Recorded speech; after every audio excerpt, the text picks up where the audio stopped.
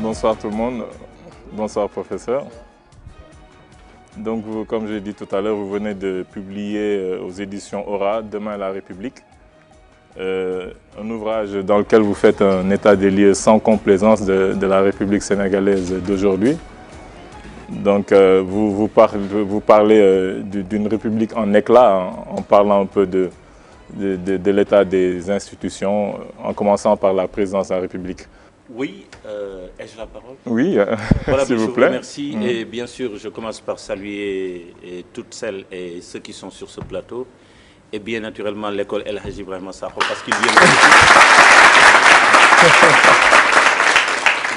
viennent de Rufisque et d'autre part, El Hadji Ibrahima Sakho, le parrain de l'école, et le père de ma mère est homonyme à moi. Tout à fait. Donc c'est une heureuse coïncidence et je suis heureux d'être avec vous. Effectivement, mais c'est un ouvrage qui parle de la République, mais aussi de la société, et aussi mais des citoyens et de l'avenir. Tout à fait, on y reviendra tout à l'heure sur les autres parties, mais d'abord vous parlez un peu de la présidence, de l'hyper-présidentialité. Oui, oui, mais tout à fait. Mais je parle de la présidence, je parle du Parlement, je parle de la justice. Mais sur la présidence, ce que je dis tout simplement, c'est ce que tout le monde constate, c'est qu'il y a une trop forte concentration de pouvoir entre les mains du président de la République. Et cette concentration est de nature à fausser et le jeu politique et à travestir la société, en tout cas à reproduire un peu une sorte de clientélisme, mais qui fait que notre société est devenue une société foncièrement mais parasitaire, avec ses intermédiaires, avec ses coursiers qui vivent des deniers publics. Et que donc ce qui m'a surtout intéressé là, c'était de faire le pont entre ce qu'on appelle la crise des valeurs, la crise des institutions, et un peu le monde politique pour dire que mais tout ça c'est lié. C'est lié. Vous parlez aussi, comme vous l'avez dit tout à l'heure, du Parlement et de la justice. Là aussi, vous pensez que les parlementaires ne sont pas très bien formés pour le travail qu'ils doivent accomplir. Oui, mais tout à fait. Mais ce que j'explique est tout à fait simple. C'est qu'en un moment déterminé de l'histoire de notre pays, où il y a une forte demande de parlementarisation du pouvoir pour redonner plus de pouvoir au Parlement, il était important de se poser la question si d'abord, premièrement, le Parlement est-il conscient du travail qu'on attend de lui et qui est essentiellement un travail d'autorisation de la dépense publique et d'autre part de suivi et d'évaluation des politiques publiques, et de se poser la question s'il y avait les femmes et les hommes de qualité pour le faire, et la réponse est malheureusement non aussi. Ça fait partie des points qui doivent être soulevés dans le cadre d'une république à reconstruire. Et en ce qui concerne la justice aussi, on a beaucoup parlé ces temps-ci de la séparation du pouvoir judiciaire et du pouvoir exécutif. Est-ce que vous pensez que notre justice est assez indépendante? Non, notre justice n'est ni indépendante ni impartiale et on n'a pas donné les moyens à la justice de l'être. Mais est-ce que c'est à la faute du pouvoir? Est-ce que ce n'est pas les juges, comme l'a dit le président? Non, mais c'est une histoire beaucoup plus compliquée. Il y a les deux. Il y a à la fois le jeu institutionnel, constitutionnel, et il y a bien entendu le rapport entre la politique et le pouvoir judiciaire. Et ces relations, on a dit qu'elles devraient être beaucoup plus adultes. Et dans le fond, il y a tout ce qui tourne bien sûr autour de la protection des magistrats pour qu'ils puissent faire en toute indépendance et en toute impartialité leurs devoirs, tout en ayant leurs responsabilités engagées dans les décisions qu'ils prennent, puisqu'il est hors de question qu'il y ait une république des juges ou que les magistrats s'érigent en personne au-dessus de la loi dans notre pays. Donc, en tant qu'ancien enfant de troupe, là aussi, vous parlez beaucoup des forces armées. Il y a un gros chapitre qui est consacré aux forces armées. Vous pensez qu'on ne leur donne pas tout à fait les moyens vraiment d'exercer leur métier? Non, disons que la question de l'armée, d'ailleurs, je n'ai pas parlé que de l'armée, j'ai parlé de la police aussi, puisque la protection des biens et des personnes est un tout. Et aujourd'hui, dans notre pays, elle est partagée entre les forces de sécurité et les forces de sécurité générale et les forces armées. Et mon problème, c'est qu'en ce qui concerne les forces de sécurité, il y a une trop forte politisation de la police qui est mal équipée, qui est mal formée et qui n'est pas à la hauteur des délits et des menaces qui pèsent sur les biens et les personnes.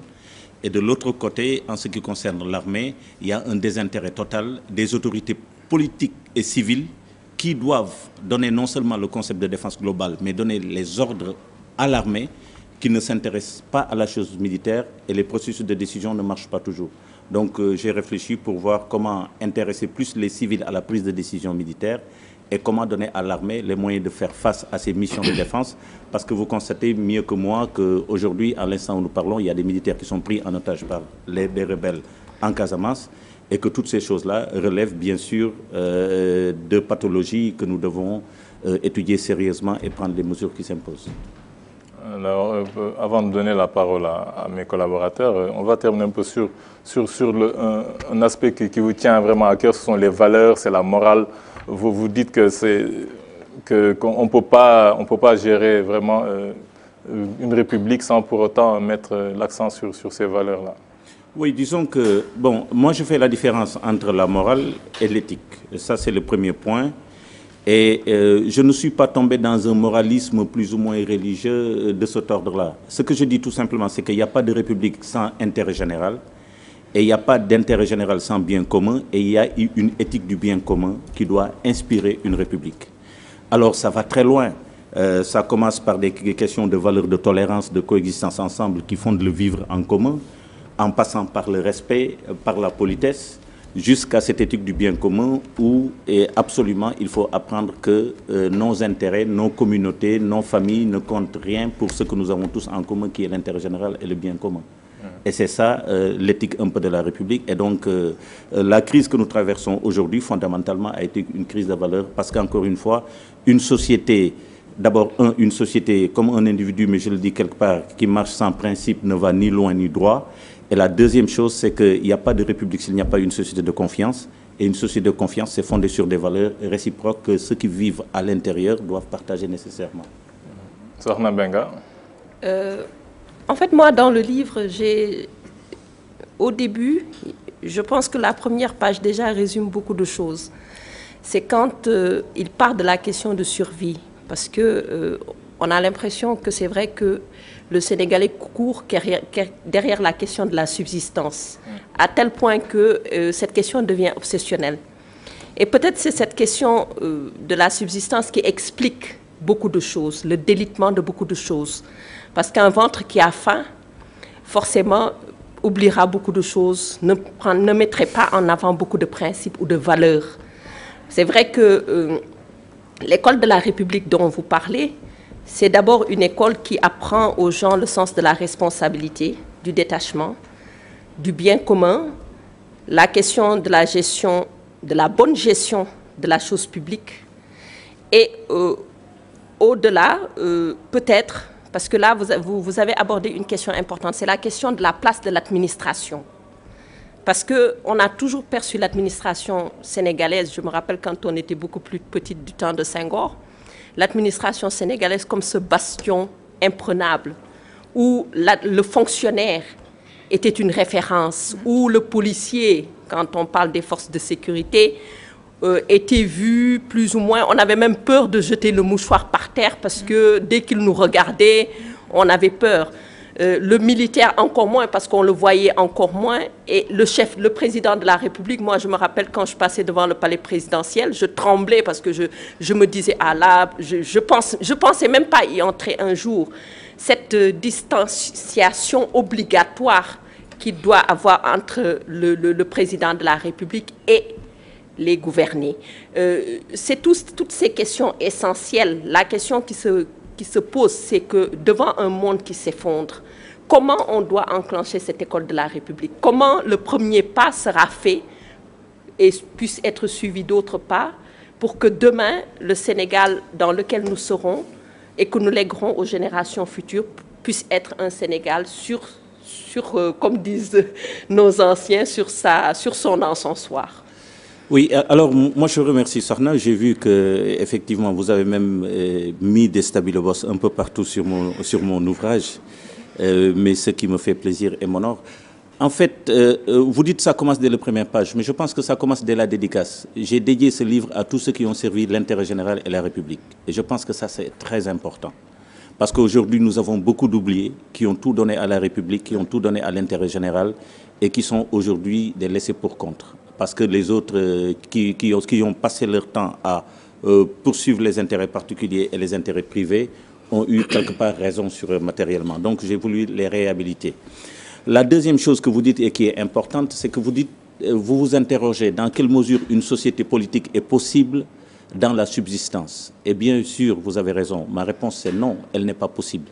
Vous savez, il y a un philosophe qui est Spinoza, mais qui disait que dans la vie, les manières de vivre expliquent mais toutes les différences.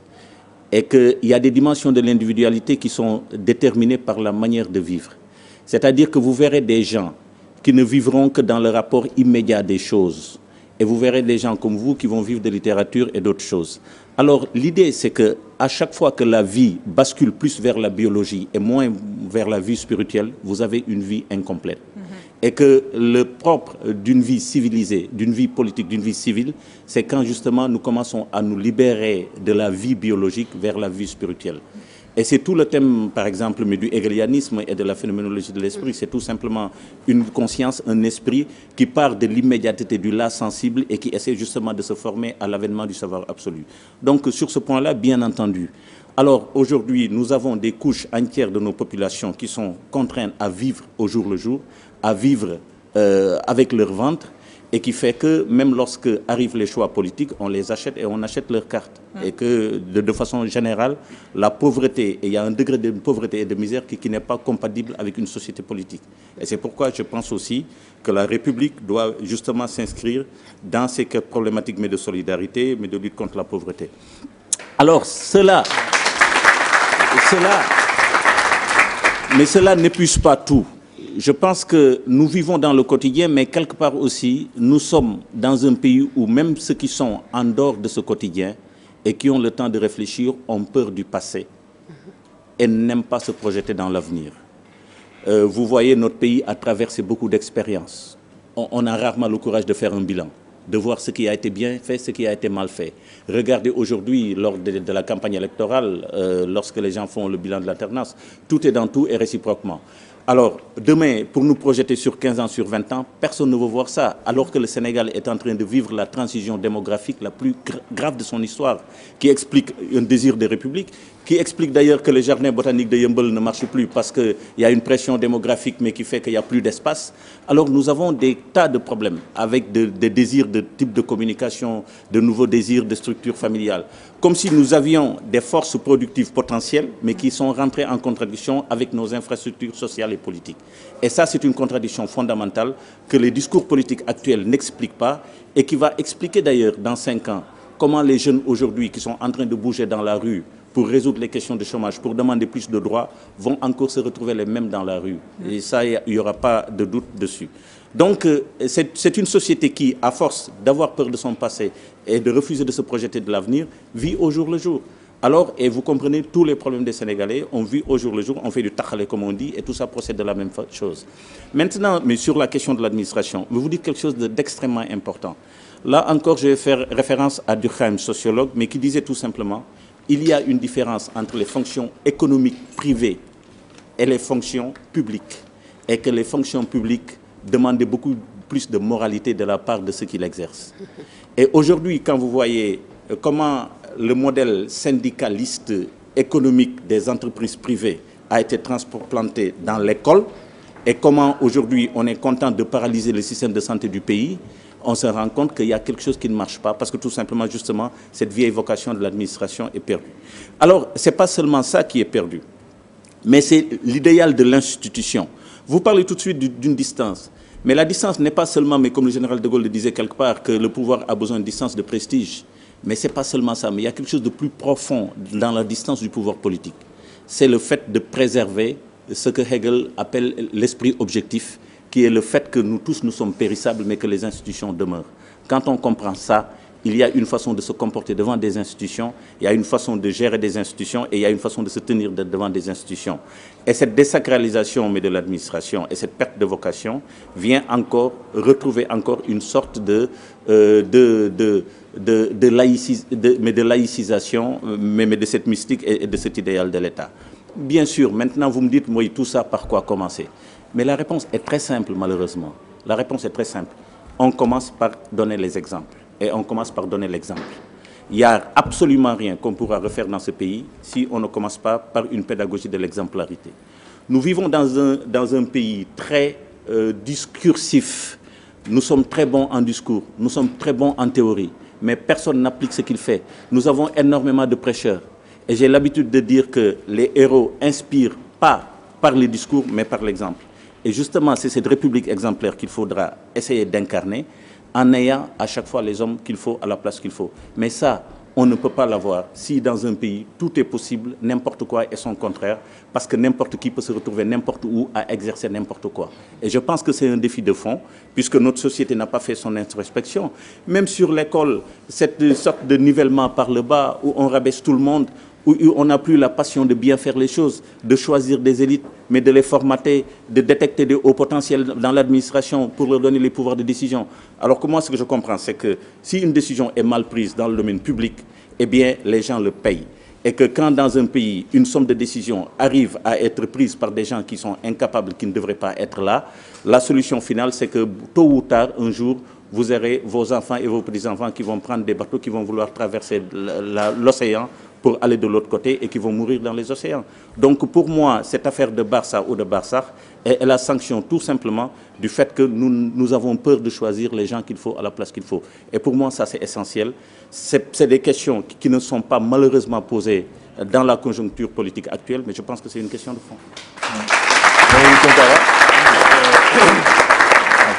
Moi, j'ai lu votre ouvrage que je salue parce que c'est une production intellectuelle, une production d'idées. Et nous avons besoin de ces choses-là pour que les débats s'organisent dans l'espace public autour d'idéaux qui vont dans le sens de nous offrir un bien-être et un mieux-être. Alors, la première remarque quand j'ai lu votre ouvrage, c'est pourquoi vous l'avez écrit de manière aussi sommaire, c'est-à-dire que, par exemple, il n'y a pas de table des matières, il n'y a pas de bibliographie, il n'y a pas de notes de bas de page. Pourquoi? Premièrement, il y a un sommaire, bien sûr. Oui, mais il n'y a pas de bibliographie, il n'y a pas de table des matières. Oui, mais il y a un sommaire. Hein? Et puis, deuxièmement, je n'ai pas voulu faire quelque chose de scolaire. Parce que, premièrement, les essais et les idées que j'ai défendues dans le livre sont entièrement, intégralement mes idées. Okay. Donc, ce n'est pas une recherche, c'est pas. Et pas les citations. Par exemple, quand vous citez tout ce dont vous parlez, aussi bien les Marx, Engels, Ferry, Gramsci, etc., vous ne donnez pas, vous ne renvoyez pas à des notes de bas de page. Oui, mais pourquoi? En général, quand mes étudiants me rendent un document comme ça, je leur dis de faire ça. Mais quand c'est à un niveau un peu plus élevé, mais justement, c'est-à-dire que vous, en tant que le professeur, vous devrez donner ce bon exemple-là, mais pas sur un ouvrage de cette nature-là. Pourquoi pas? Mais parce que c'est un essai politique et que je n'ai pas besoin d'ennuyer les gens avec des notes de bas de page. Mais vous savez que quand vous faites ça, l'ouvrage ne peut pas franchir le cap de l'université, par exemple. On ne peut pas l'enseigner là-bas. Mais bien sûr, mais rien n'empêche à l'université est libre. On peut l'enseigner même. On peut le donner à un concours d'agrégation des sciences politiques. Non. Rien ne s'y oppose. C'est parce qu'il y a une présentation scientifique qui est acceptée avec table des matières, bibliographie, note de bas de page. C'est ça qui n'est pas ici. Index, etc. C'est pas une thèse, encore une fois. C'est un essai politique. C'est un pamphlet que je lance à la disposition de tous les Sénégalais. Oui, mais vous êtes d'accord quand même qu'il faut des références. Quand vous citez quelqu'un, il faut renvoyer à... Mais quand il est France, mais quand je dis Marx dit entre guillemets, je le lis, mais je suppose que les gens sont aussi cultivés que vous. Mais non, cette supposition-là... Maintenant, mais si vous avez eu des problèmes quelque part, mais vous me le dites, mais je vous le dis. Non, c'est-à-dire ça, quand vous écrivez, c'est pour le public. Et quand le public lit, Montesquieu dit, etc., dans l'esprit des lois, il faut renvoyer. Ça, mais ça vous suffit pas. Ça vous suffit pas que je dise Montesquieu dit dans l'esprit des lois. Vous voulez la page, le point, mais l'édition. Ça, c'est le minimum.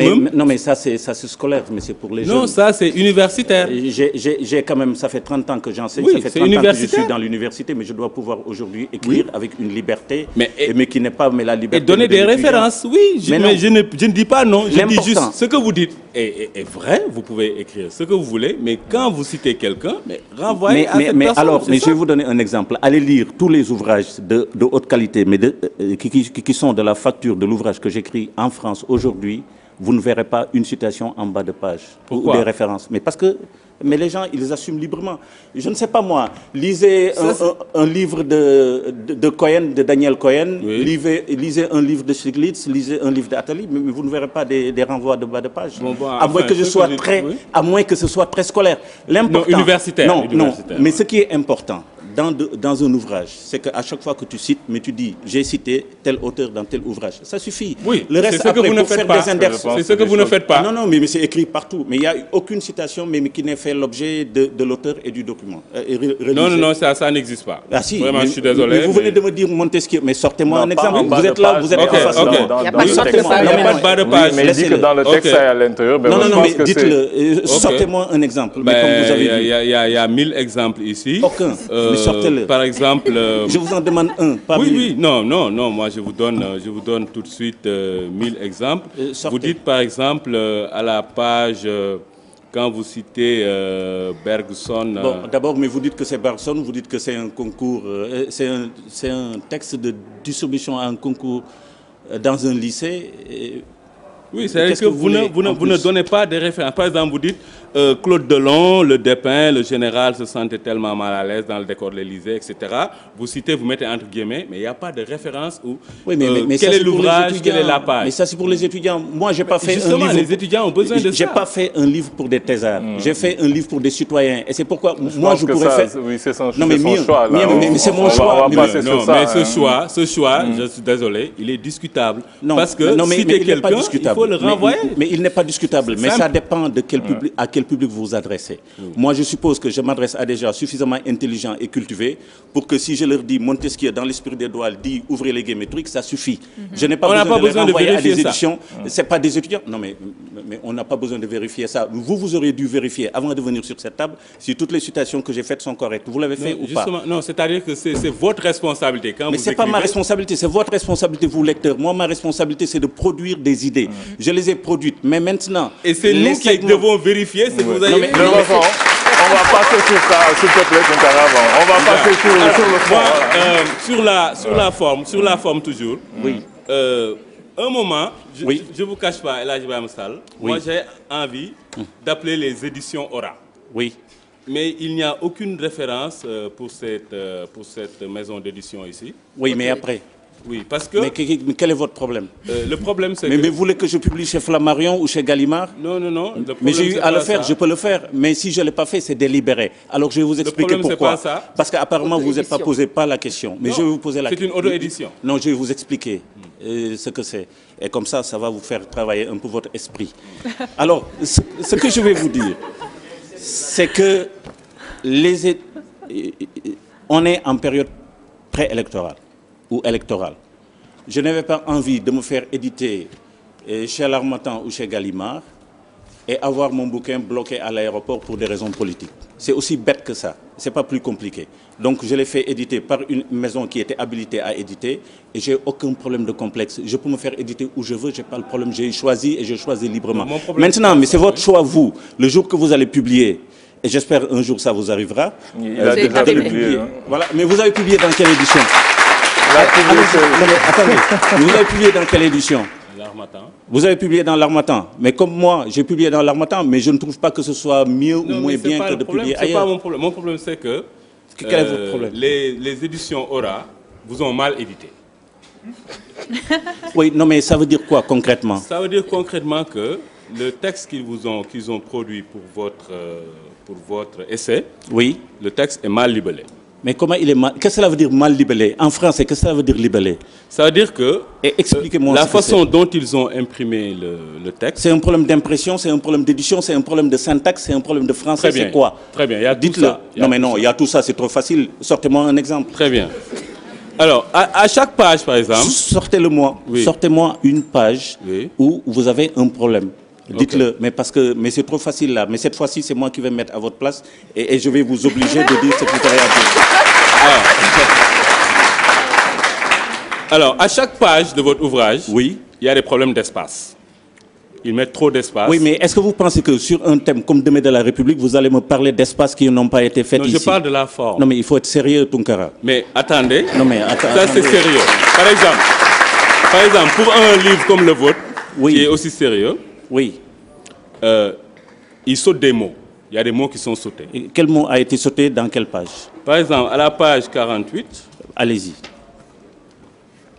Page 48, ils disent, contrairement aux préjugés, c'est deuxième paragraphe, contrairement aux préjugés que cette restriction distille, beaucoup de propositions faites par les parlementaires sont plus sages que bien, quelque chose est sauté, initiative gouvernementale. Que bien des initiatives. Oui, mais que bien des initiatives gouvernementales. Bon, le dé est sauté. Il paraît que c'est un dé, mais c'est arrivé une fois dans un texte de 132 pages. Non, non, non, c'est arrivé à la page 85, c'est la même chose. Allez-y, lisez-le, je vais voir. Il faut donc des ministres, c'est quatrième paragraphe, il faut donc des ministres qui aient la stature de l'emploi, de vrais hommes d'État qui, ils ont mis, font prévaloir aucune considération. Donc, qui ne font prévaloir le nœud. Et oui, mais heureusement que vous êtes assez intelligent pour savoir que c'est un nœud. Oui, je l'ai mis. Alors, autre page, il y a un mot de trop. À la page 74, il y a un mot de trop. Oui, mais M. Tounkara, moi je vais vous arrêter. L'exercice auquel vous vous livrez est un exercice mais complètement ridicule. Pour une raison très simple. Je me crois, moi, devant un jury de thèse. Dans les jurys de thèse, les profs de thèse font ça. Ils disent il y a une virgule, il y a un truc qui est manqué. On n'est pas là pour ça. Alors, moi, je ne suis ni étudiant et vous n'êtes pas non plus habilité, ni vous n'avez pas les qualités pour faire partie de mon jury de thèse. Alors, donc, je vous demande de discuter sur en ce moment, le problème est vraiment déplacé. Non, mais le problème n'est pas déplacé. Moi, je suis habilité.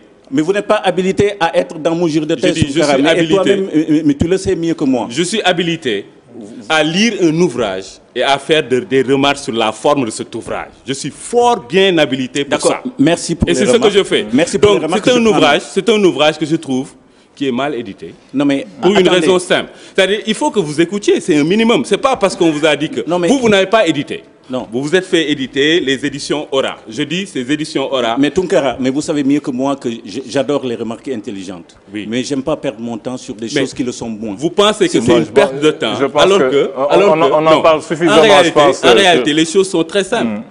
Personne ne peut aujourd'hui prétendre que parce que vous avez écrit un livre, vous le mettez dans l'espace public, les gens n'ont pas le droit d'émettre leur avis sur cet ouvrage, sur la forme. C'est pas possible. C'est pas parce que le livre est mal édité qu'on ne va pas le dire. Oui, d'accord. Ce livre est mal édité. Oui, mais très bien. Aussi simple que ça. Les éditions Aura ne sont même pas. Il n'y a même pas de. On ne peut même pas les contacter. Pour aller plus vite, professeur. Alors, pour aller plus vite, moi je trouve que. Poser une question. Bon, maintenant, mais sur le fond, mais qu'est-ce que vous avez dans le domaine des idées et de la substance à discuter? Quel est votre problème? Quel est votre point? Donc, et qu'est-ce que vous pensez de l'ouvrage? Merci beaucoup de me poser cette question. Je vous en prie, c'est gratuit. Ok. Moi, je trouve que ce que vous dites demain la République, vous faites une critique acerbe de notre société. Ok. Et vous faites savoir que nos vies sont devenues fades, nos inspirations émoussées, nos ardeurs dégradées. Et ce que vous dites à la page 29, vous dites que aujourd'hui,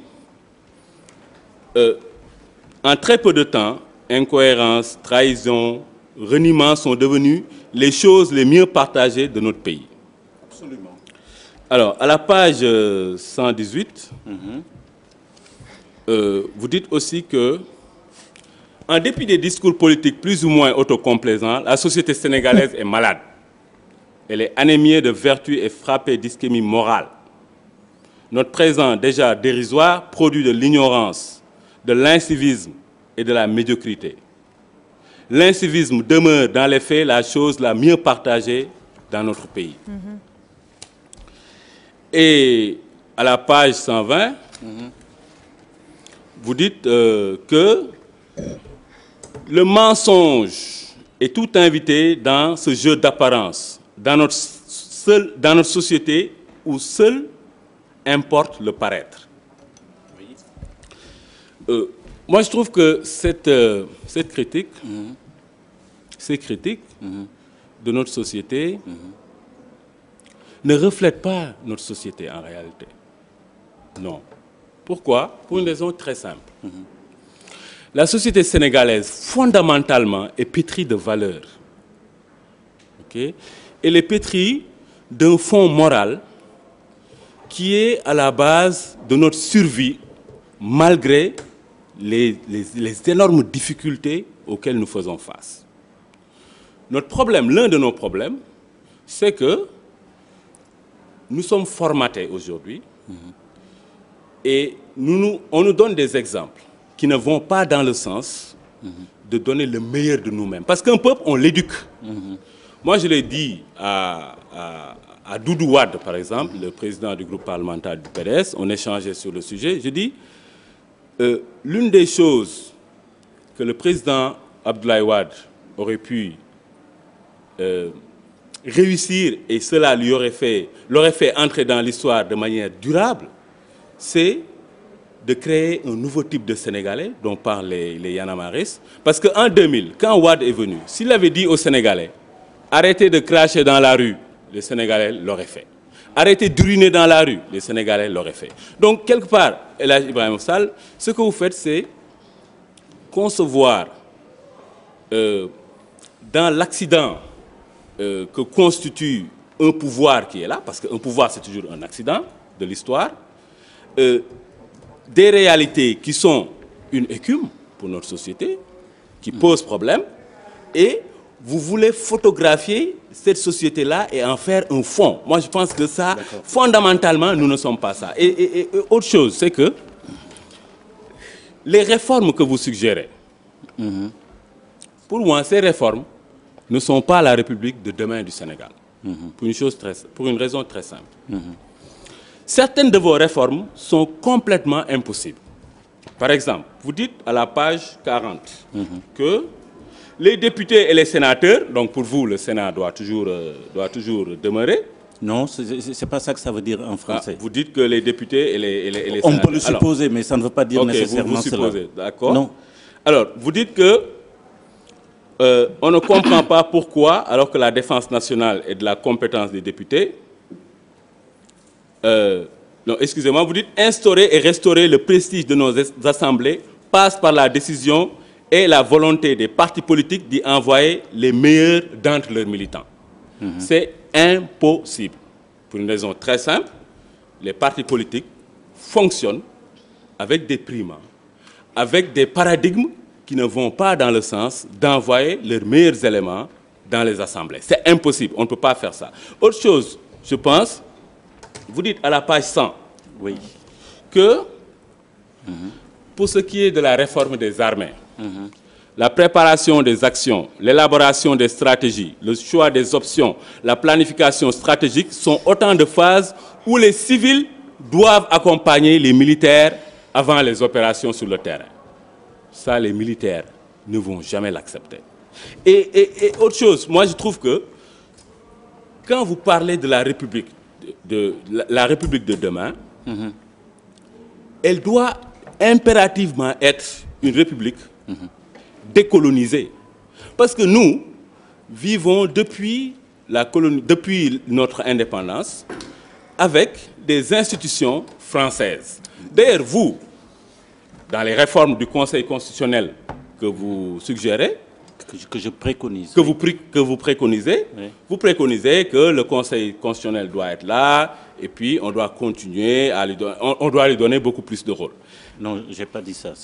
Mais c'est plus compliqué que ça, ce que j'ai dit. Mais je le rendrai plus clairement. OK. Alors, moi je pense que si nous voulons avoir une République qui va dans le sens d'épouser les contours de nos réalités, je pense qu'un organe comme le Conseil constitutionnel devrait, par exemple, être tout simplement supprimé, pour une raison très simple. D'accord, mais ça, c'est votre avis, c'est normal. C'est ce que je dis. D'accord. Et vous préconisez... Non, mais ce n'est pas le mien, en tout cas. Mais vous préconisez, c'est ça, vous préconisez... Mais on le laisse terminer, Est-ce que moi, je peux... Non, mais laisse-le répondre, après on revient à toi, s'il te plaît. Est-ce que je peux terminer? Non, il répond d'abord, après on revient sur toi, s'il te plaît. Vous pouvez terminer. Moi, je pense que vous dites des choses très intéressantes, et c'est des débats d'idées, et je préfère que vous terminiez, comme ça, on aura un débat digne des téléspectateurs qui nous écoutent. Merci. Merci. Alors, donc, moi, je pense que le Conseil constitutionnel est une création de la Ve République française. OK? Elle est née en 1958 avec la Ve République. Nous avons, nous, importé cette institution comme nous avons importé le Conseil d'État, comme nous avions importé la Cour de cassation, etc. Qui aujourd'hui... Et le président de la République et le président de la République aussi. Oui, okay? On peut aller loin. Hein. Ok, alors, donc aujourd'hui, il y a une réforme depuis août 2008.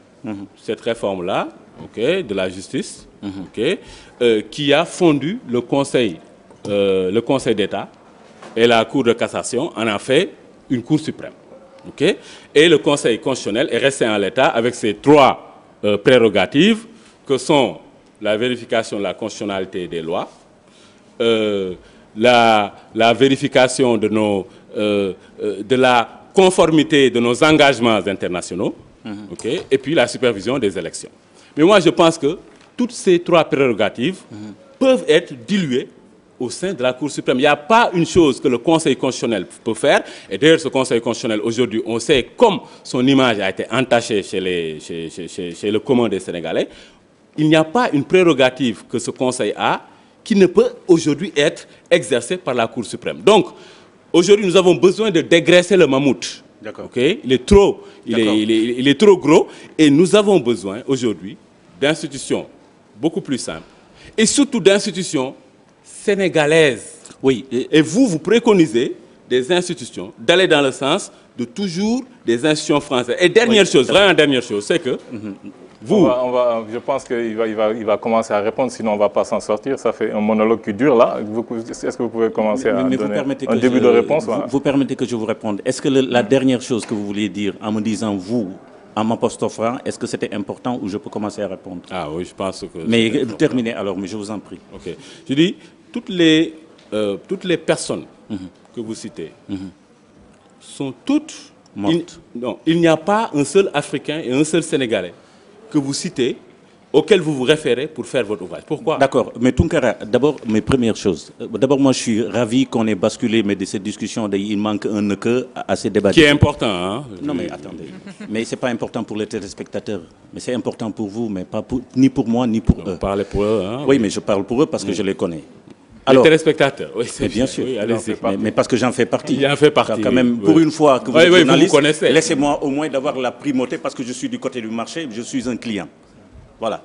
Alors, le point, c'est que quand vous me dites qu'il faut dégraisser le mammouth, vous utilisez exactement une phrase, une expression d'un monsieur qui est un Français qui s'appelle Claude Allègre. Donc, moi, je n'ai pas de problème d'emprunter des expressions, d'emprunter des institutions, d'emprunter quoi que ce soit. Le monde, il est fait de brassage et d'héritage. Je n'ai pas de problème de citer un Grec ou de citer un Allemand ou de citer un Indien.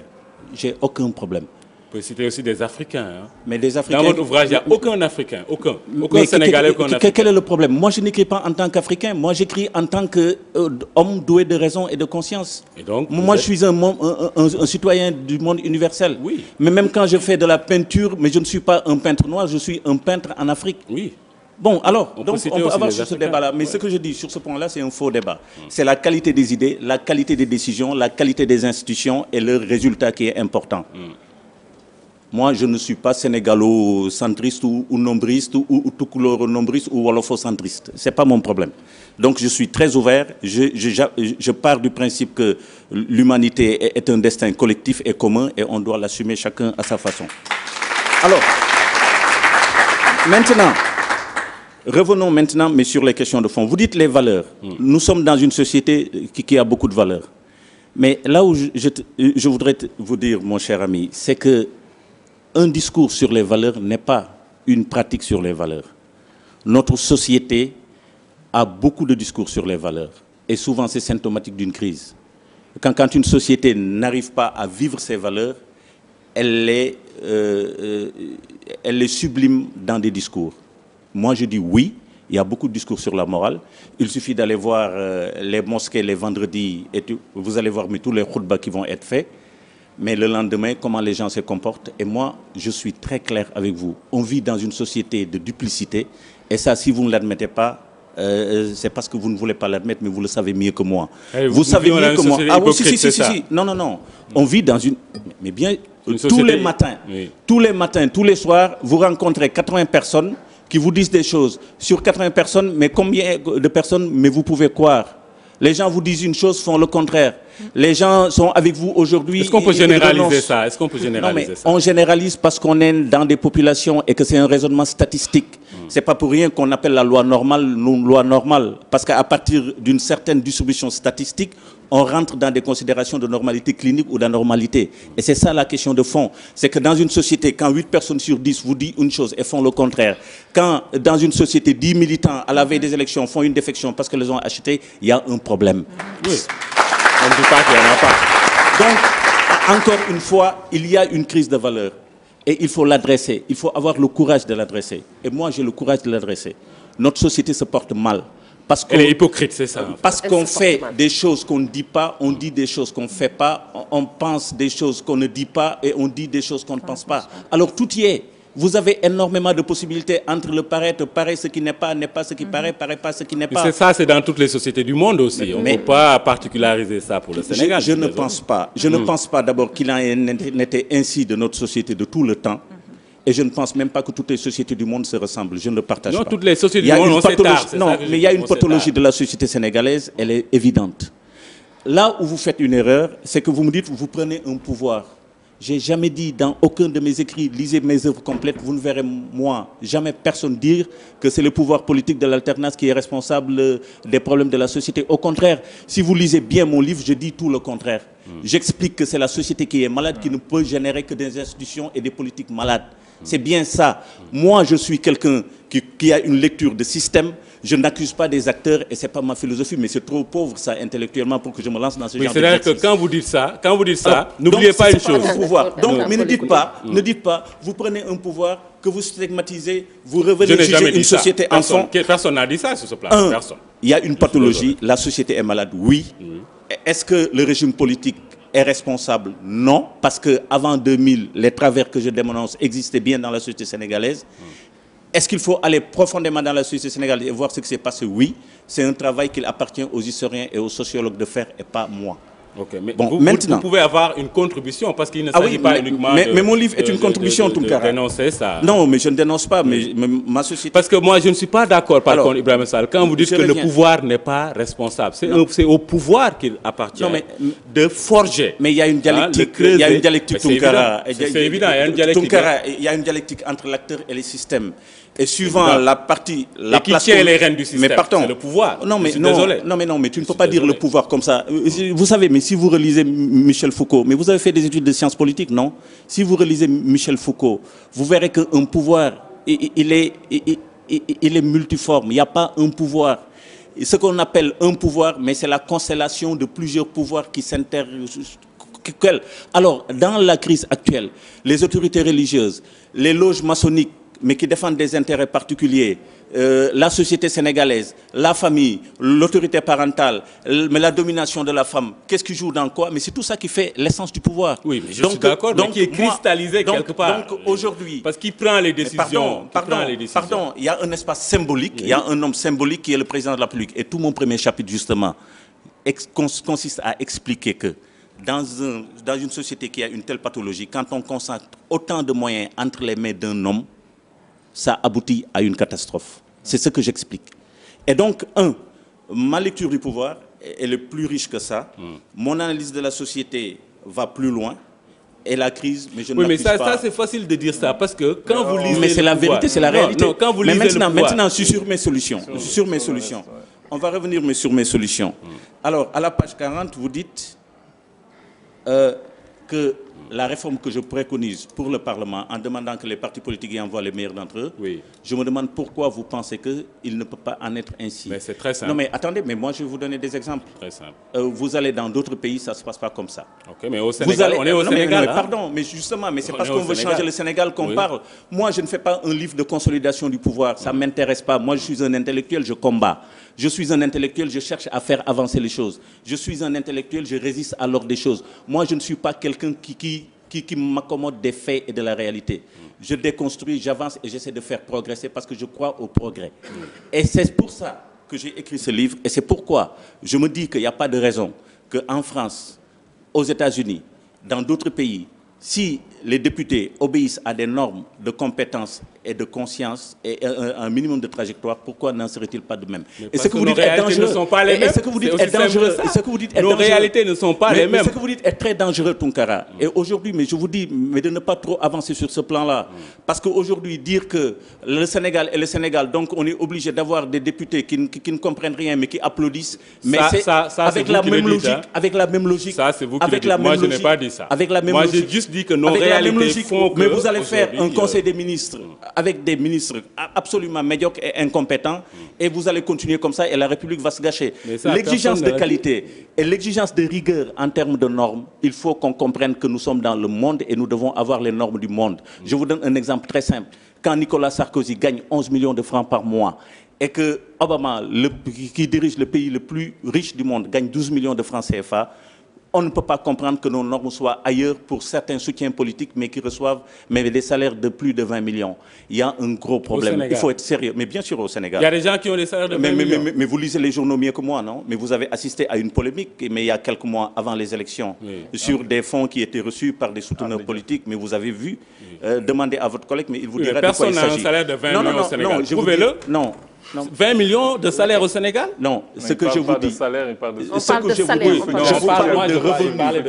Je vous parle de revenus. Je vous parle de revenus illicites ponctionnés sur les ressources publiques et donnés à des souteneurs politiques. Oui.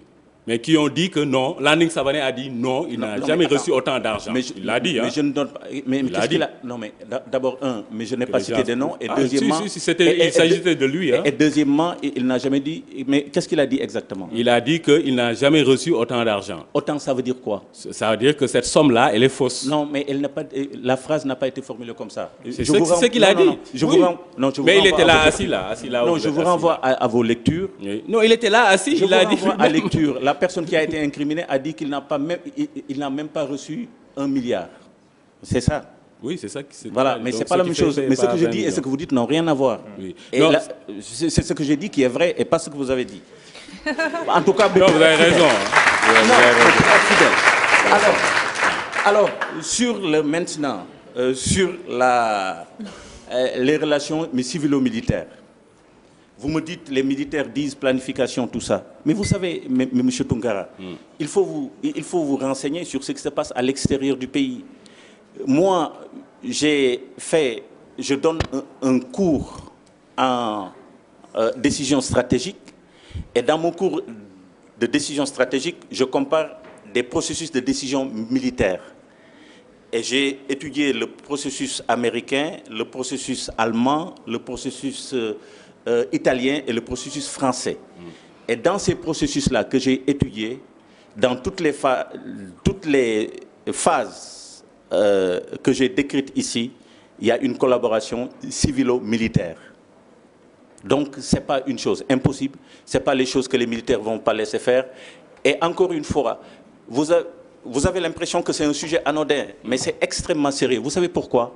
Parce que dans une démocratie, dans une république, on ne peut pas avoir et le monopole des armes et le monopole de l'ordre. C'est trop de choses. Ceux qui ont les armes sont privés de l'ordre politique et ceux qui ont l'ordre politique sont privés d'armes. Et c'est comme ça que marche une démocratie. Et c'est pourquoi les relations civilo-militaires sont importantes et elles sont au cœur de tout. Alors, donc c'est les civils qui donnent les concepts de défense globale. C'est les civils qui définissent la politique de la défense, mais c'est le Parlement. C'est personne. C'est pas le chef d'état-major. Et c'est dans les phases de planification stratégique. Allez-y au Pentagone. Moi, j'ai travaillé avec les gens du Pentagone. J'ai été pendant 5 ans mais chargé des problèmes de lutte contre les trafics d'armes. Les papiers stratégiques, mais ce qu'on appelle les policy papers, mais qui sont rédigés au Pentagone, j'ai été à plusieurs réunions, ils sont rédigés par des politiques, par des civils. Donc les relations civilo-militaires, c'est ça. Maintenant, une fois que le militaire est sur le terrain, sur les opérations... peut-être conclure rapidement, parce que oui, là, on est... Une fois que maintenant les militaires sont sur le terrain, c'est à eux d'apprécier l'opportunité de faire une retraite, de battre. Mais ça, c'est du combat, mais ça, c'est de l'opérationnel. Mais encore une fois, jusqu'à la décision, jusqu'à la planification stratégique, je regrette partout, dans tous les pays qui marchent, dans tous les pays qui marchent, on doit avoir une collaboration entre les civils et les militaires. C'est pour ça qu'il y a un ministère des Forces armées. C'est pourquoi on a un ministère des Forces armées. Et la question de fond est, est-ce que le ministère des Forces armées joue le rôle qu'il aurait dû jouer? Mon réponse est non, bien évidemment. Donc, voilà, c'était un petit résumé de ce qui a été dit dans votre livre. C'est vrai que les échanges ont été très... On peut contacter les éditions orales. Mais vous me le demanderez après, monsieur. Ah, parce qu'il n'y a aucune référence. Mais je pense que si vous avez un problème, on en parlera à la fin. Non, moi, j'ai pas de problème. Il faut avoir du respect pour les téléspectateurs. Merci. Donc, on rappelle que vous êtes le président de l'Université Polytechnique ouest-africain et que vous avez été ministre de la République. Nous avons été très, très heureux de vous avoir reçu.